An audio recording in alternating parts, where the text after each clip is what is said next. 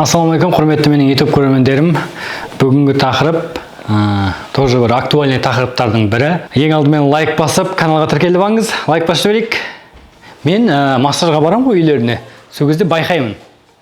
Көп аналар қалай киіндіріп тастайды, әсіресе үйіндегі енелері, үлкен кісілерді. Мен күтіп отырамын дейді, баланы шешіндірген. 2 сағат отырсың күтіп, шешіп жатыр. Шашаң қасымда. Не істеп жатыр? Шабаданнан киім шығарып жатыр, шабаданнан. Ойбай, бітамай кетеді ғой. Неге сонша қалың қылып киіндіріп тастайсыңдар? Үйдің температурасы 22-23 градус нормальный. Бала қалың киіндіріп тастасаң да, бала ауырады содан. Білесің ба? Серьезно? Баланы қалың қылып киіндіріп тастайсың. Одан кейін бала терлейді. Бұл терледім деп айтамайды ғой. Шылқып терлейді, арқасы су болып атады. Кәдімгідей ше, ыстық болып. Терлегеннен кейін тер басылады ғой, одан кейін мұздай болып тиеді денесіне. Киімі су болады ғой, мұздай болып тиеді да, содан да салқын тиеді балаға. Көрдіңіз бе? Үйден шықпай-ақ баланы ауыртасың.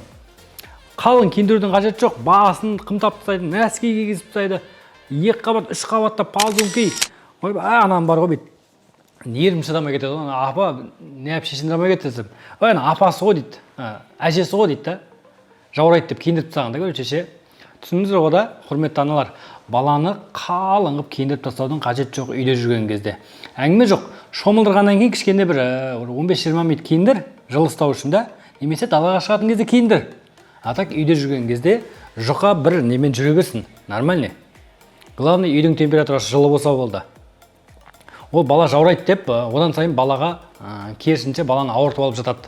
Кейбір аналарымыз ше, әсіресе енелеріміз. Соны енеңізге түсіндіріп айтыңыз. Апа, болай болмайды. Мама, немесе дұрысынан түсініңіз. Бала терлейді, терлегеннен кейін мұздай болып тиеді. Содан да салқындап қалады екен деп ше. Сосын баланы таза ауаға шығармайды көбісі. Қыстың күні әсіресе салқындап қалады дейді. Жоқ, баланы таза ауаға шығарып тұру керек. Таза ауаның да көп пайдасы бар балаға. Кәдімгідей ше. Гипоксиямен толып отыр қазір көп бала, байқасаңыздар. Жақсы оттегі барады балаға. Киіндіріп шығар, бір мезгіл 10 минут, 15 минут. Ауырып қалмайды бала, уайымдамаңыз. Ол миф миф, ауырып қалады деген сөз. Таза ауаның керісінше пайдасы бар да. Шығарып тұр кішкене, таза ауа бару керек балаға. Қымтап тастамаңыз баланы, орап қатты қысып, орап тастамаңыз. Еркін жүру керек балада, свободный, терлеп кетпеу керек бала.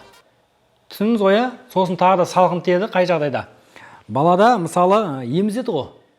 Емізгеннен кейін болды, еміз болады, кекіртпейді кейбіреулер ше. Мейлі кекірттің мейлі.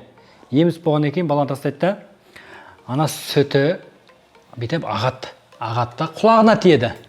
Құлағына барады да, ол мұздай болады да, содан да құлағы салқындайды. Құлағы ауырады, бала масастанып жылайды. Оны қалай білеміз? Салқын тиген тимеген құлағына. Кішкене мына жерін қара, мына жерін и мына бетін. Бүйтеміз да, бүйтіп басып көріңіз. Былай басып көріңіз. Сол кезде, басқан кезде бала бүйтіп реакция білдіреді басқаша. Егер салқын тиген болса, или шыңғырып жылап жібереді. Оппа, уже не то, көрдіңіз ба? Құлағына салқын тиеді. Сосын қалың қылып нәски кигізіп тастамаңыз. Аяқтан да оттегі бару керек үйде жүрген кезде. Шапканы вообще кигізбей ақ қойыңыз. Тек шомылдырғаннан кейін кішкене киіндіріңіз, әңгіме жоқ. Так бастан да оттегі бару керек. Түсіндіңіз ғой да? Ақпарат пайдалы болған болса, лайк басып, каналға тіркеліп алыңыз. Сізге арнап баланың қақырық шығару сабағын дайындап қойдым. Қазір күн салқын, білесіздер, балада жөтел, қақырық, қырылдап тұрады. Өзі шығарамайды оны. Сіз менің сабағыма қарап бір жасағына шығарып тастауға болады. Шығарып тастай аласыз, 5 минутта шығарып тастайсыз. Мен қанша баланың қақырығын шығарып жүрмін ғой. Мына экранда көрсетілген номерге 3000 теңге аударып жіберіңіз. Сабақ 3000 теңге тұрады да. Каспиде, Халықбанкте, WhatsAppта бәрі осы нөмірде. WhatsAppқа чек жіберсеңіз, сізді сразу сабаққа қосып қоямын. Қаншама ана осы менің сабағымды қарап баласының қақырығын шығарып жатыр. Все, келесі сабақта жолыққанша.